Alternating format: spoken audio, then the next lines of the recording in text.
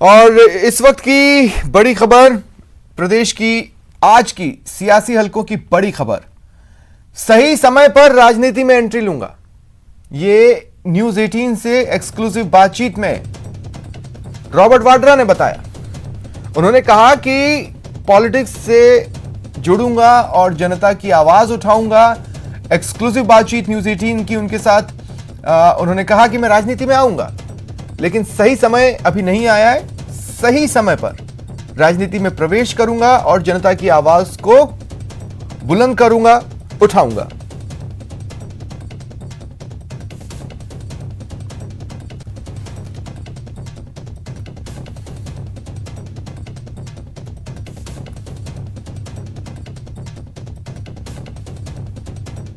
चाहते हैं मैं राजनीति में आऊं और 25 साल 30 साल से मेरे प्रियंका से रिलेशन है और मतलब कि इस राजनीतिक परिवार से मेरे रिलेशन हैं। अब मैं तभी आना चाह रहा हूं जब मुझे लग रहा है जिस क्षेत्रों को मैं रिप्रेजेंट करूंगा मैं उनको अच्छी तरह समझ सकता हूं और उनके लिए कुछ प्रगति और बदलाव ला सकता हूं। तभी मैं उसमें हर चीज़ का समय होता है, सही समय होता है। और मुझे पता है कि बहुत प्यार है लोगों को मेरे साथ और मेरे लिए और काफ़ी लोगों ने बोला आप मुरादाबाद से आइए, आप गाजियाबाद से आइए, पर मुझे लग रहा है कुछ समय और लगेगा, पर मैं ज़रूर उतरूंगा, लोगों के लिए उतरूंगा। और रॉबर्ट वाड्रा के बयान आने के बाद प्रतिक्रियाएं भी आई। वाड्रा पर बीजेपी ने प्रहार किए। वाड्रा के बयान पर अलका गुर्जर का बयान आया है। उन्होंने कहा कि वाड्रा को परेशानी के समय देव दर्शन का समय मिला। अलका गुर्जर बीजेपी की राष्ट्रीय मंत्री हैं। उन्होंने आगे कहा कि उनको समझना चाहिए राजस्थान पेशी के लिए आए हैं। बीकानेर के किसानों की जमीन हड़प ली है, पहले उन किसानों की भलाई के लिए सोचें।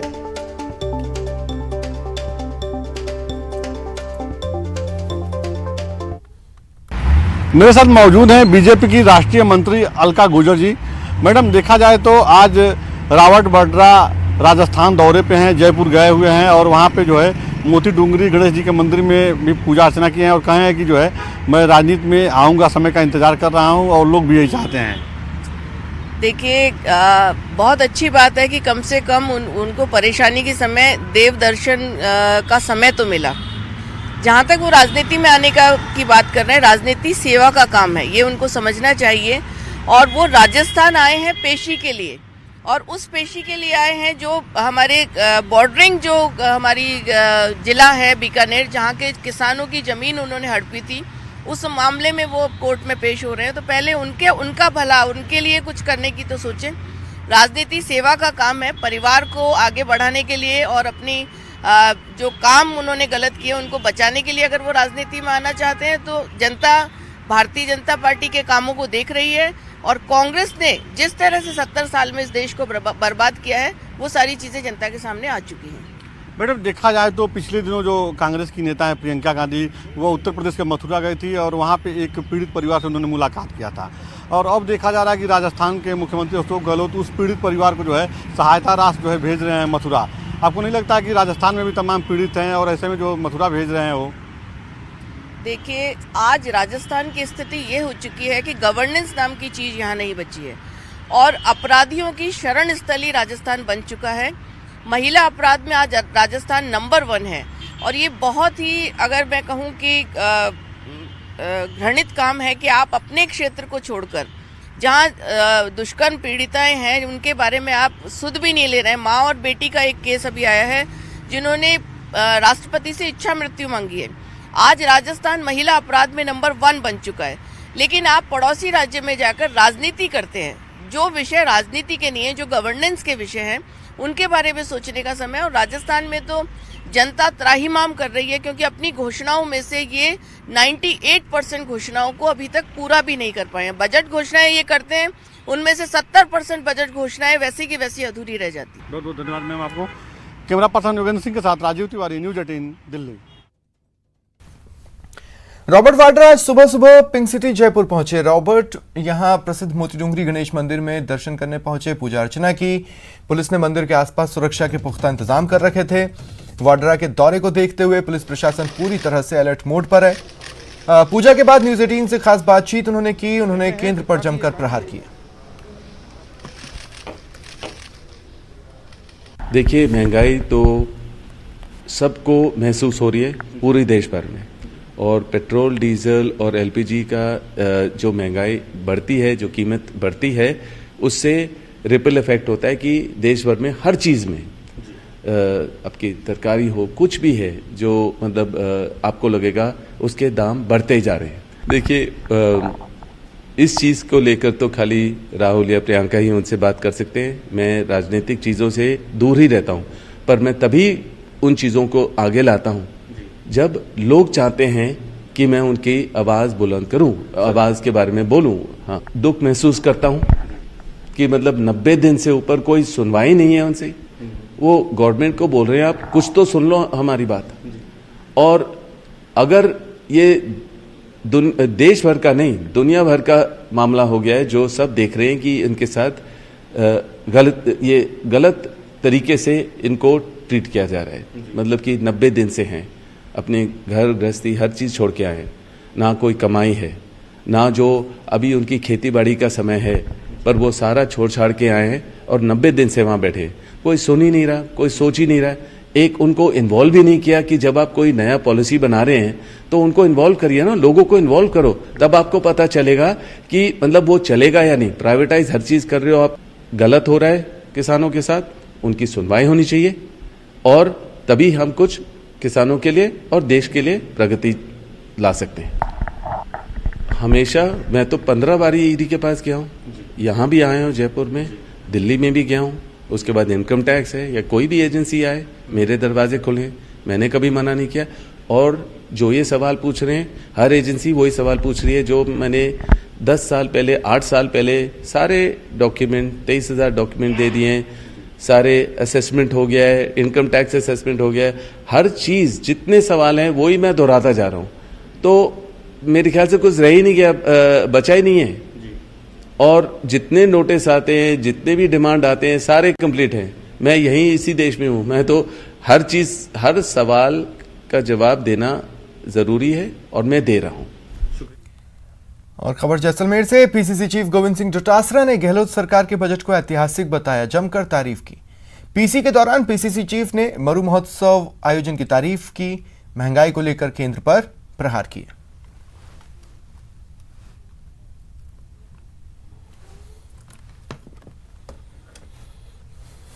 मुख्यमंत्री जी ने इस बजट में की है, धार्मिक पर्यटन सर्किट के डेवलप करने की बात कही है।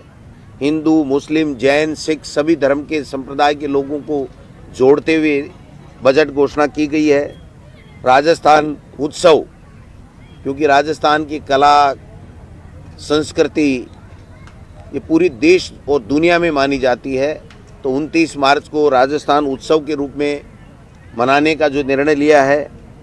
फिल्म पर्यटन प्रोत्साहन योजना लागू की गई है, जिससे हमारे यहाँ से जो लोग बाहर के लोग हैं, जो फिल्म बनाते हैं, प्रोड्यूसर हैं, वो यहाँ आए। पूरे राजस्थान में पर्यटन विभाग की तरफ से कोई कमी, कोई कोर कसर नहीं छोड़ी जाएगी।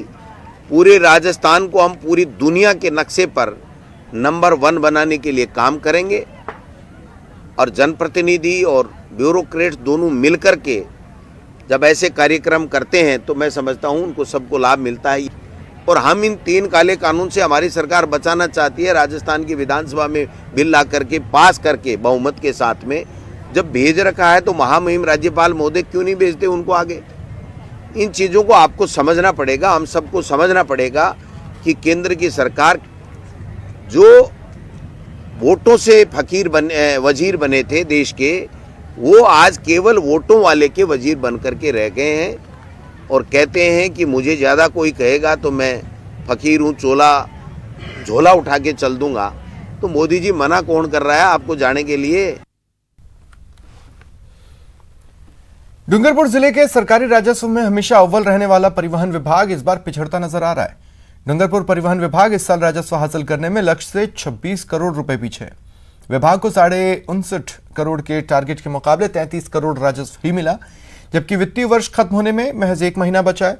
जिला परिवहन अधिकारी NN शाह ने कहा, इस बार कोरोना के कारण भी राजस्व प्राप्ति में कमी आई है।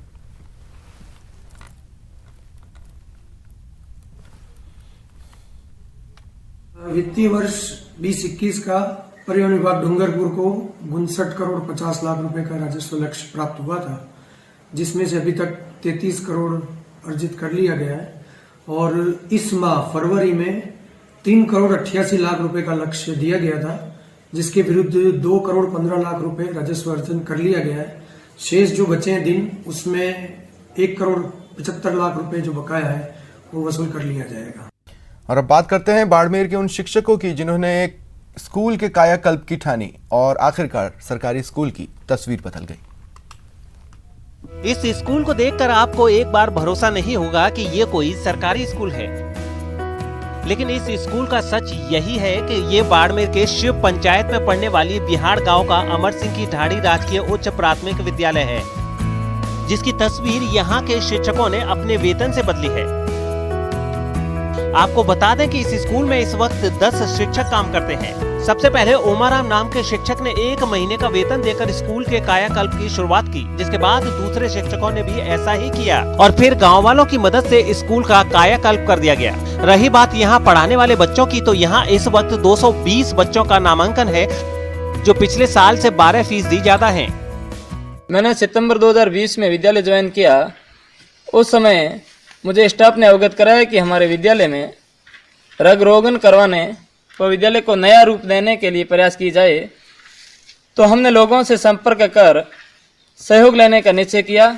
इस कार्य को पूरा करने में वरिष्ठ शिक्षक साथी श्री संतराम व स्थानीय शिक्षक श्री ओमाराम जी का विशेष सहयोग रहा। भरतपुर पुलिस की जीप देखकर अपराधी खौफ नहीं बल्कि मौज लेते हैं। क्यों, देखिए। इन तस्वीरों को देखकर आपको भी यकीनन चल यार धक्का मार बंद है मोटर कार वाला गाना याद आ रहा होगा, लेकिन ये पुलिस की वो जीप है जिसे देखकर अपराधी रास्ता छोड़ देते हैं। जरूरतमंद लोगों की मदद की उम्मीद जगती है,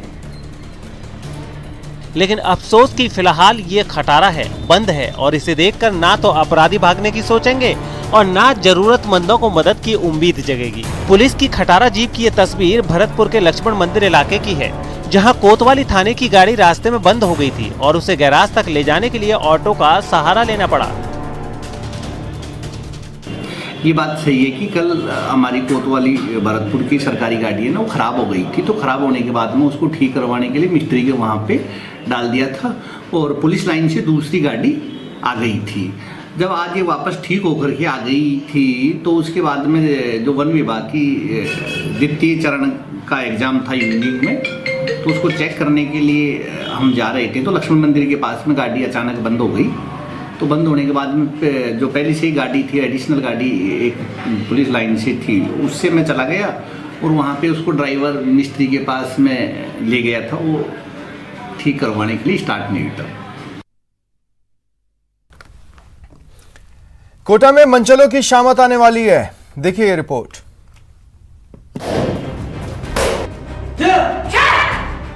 कोटा की 70 महिला कांस्टेबलों को इन दिनों मार्शल आर्ट और सेल्फ डिफेंस की ट्रेनिंग दी जा रही है।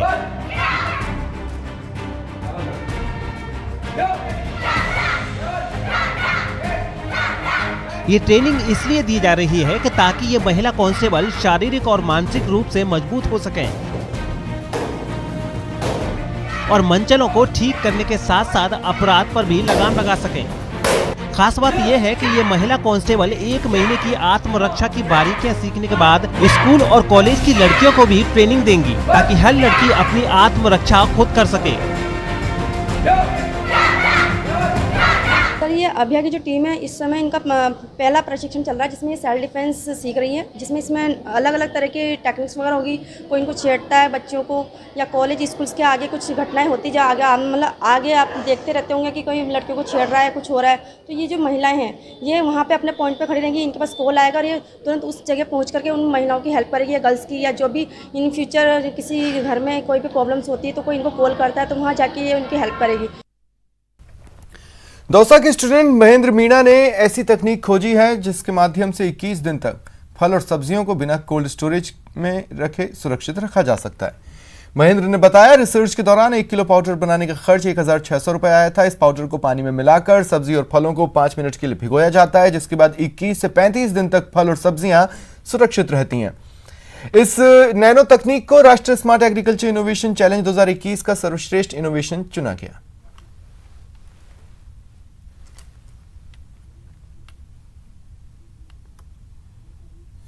है डॉक्टर विनोद सारन और डॉक्टर शालिनी प्लानिया, उनके निर्देशन में मैंने मेरी मास्टर ऑफ साइंस कंप्लीट की है।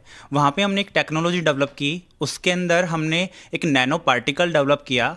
उस नैनो पार्टिकल में हमने काइटोसन का यूज़ किया जो कि बायोडिग्रेडेबल है। उस काइटोसन मटेरियल से ये फ़ायदा हुआ कि हमने उसको नैनो फॉर्म में कन्वर्ट किया। उससे फल और सब्जियाँ हमने उसमें डिप करके और उसको रूम टेम्परेचर पे ही रखने की कोशिश की, जिससे हम चाहते थे कि उसकी शेल्फ लाइफ बढ़ जाए। मशहूर राजस्थानी कलाकार दीपक मीणा और पान्या सेपट दौसा पहुंचे। दीपक मीणा इन दिनों राजस्थानी फिल्म मजो आगियो को प्रमोट कर रहे हैं। ये फिल्म 1 महीने बाद प्रदेश के सिनेमाघरों में रिलीज होगी। दौसा पहुंचे दीपक मीणा को फैंस ने घेर लिया, उनके साथ खूब सेल्फीज ली। इस दौरान उन्होंने कहा, सीएम गहलोत की फिल्म पर्यटन प्रोत्साहन नीति की घोषणा से राजस्थानी फिल्म जगत में बूम आएगा।